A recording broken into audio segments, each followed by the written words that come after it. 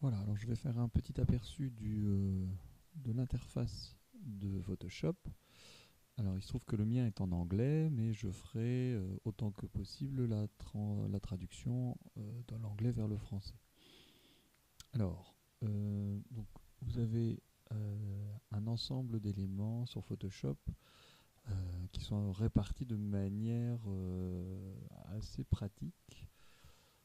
Donc, dans un premier temps, vous avez ici en haut le menu.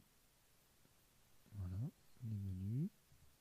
En dessous, vous avez les options pour les outils, notamment, que vous voyez ici sur votre gauche, mais aussi dans le menu.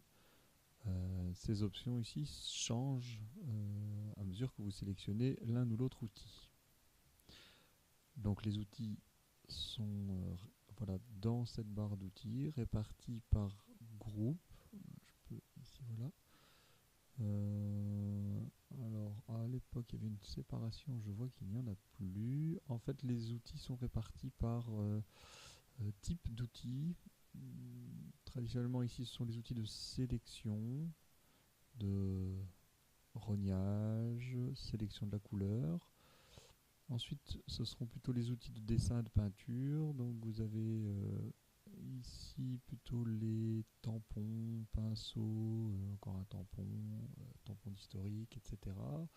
Le remplissage. Alors à noter qu'à côté de chaque icône, vous avez un petit triangle qui permet, lorsque vous cliquez dessus, d'avoir d'autres options, d'autres outils un peu cachés. Donc ça pour tous ceux qui sont affectés, a priori tous d'ailleurs, d'un petit triangle en bas à droite. Et donc vous avez d'autres outils liés à l'outil principal.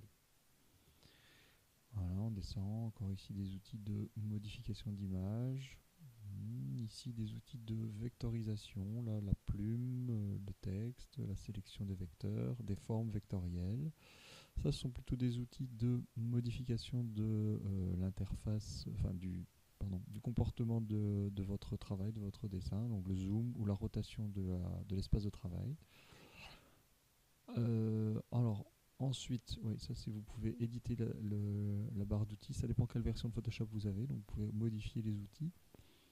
Ensuite, vous avez les couleurs d'avant-plan, couleurs d'arrière-plan. Voilà. Ici, vous pouvez donc modifier en cliquant dessus ou avec la touche X sur le clavier. Ici, ce sont les masques.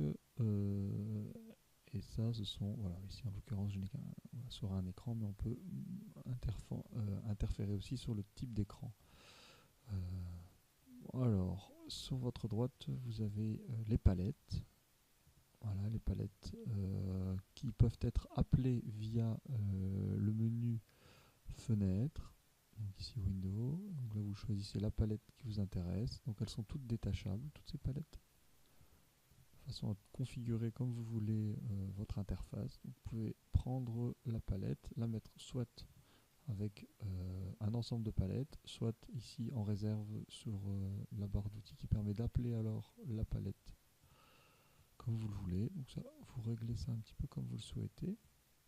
Alors, dans notre cas, ce qui va nous intéresser, évidemment, c'est la palette des calques. Oups. Les layers. Voilà, un principal, palette qui va nous intéresser. Ce qui va nous intéresser aussi, c'est les tracés, les passes, ici en anglais. Les canaux, dans une moindre mesure. Voilà. Il y aura aussi la palette d'historique, qui sera utile. À nouveau, si vous l'avez fermée par erreur, voilà, volontairement, vous pouvez venir la récupérer ici dans Windows, historique. Voilà. En bas en bas, et en haut déjà, dans chaque palette, vous avez, en tout cas pour les calques ici, un ensemble d'outils que l'on verra plus tard. Donc voilà, des réglages, des verrouillages. Voilà, pour la palette des calques, qui est la principale, la plus importante que l'on va utiliser. Tout en bas, d'autres outils liés à la gestion des calques. Voilà, ça c'est ce que l'on va voir ensuite. Voilà, alors ça c'est un bref aperçu de l'interface.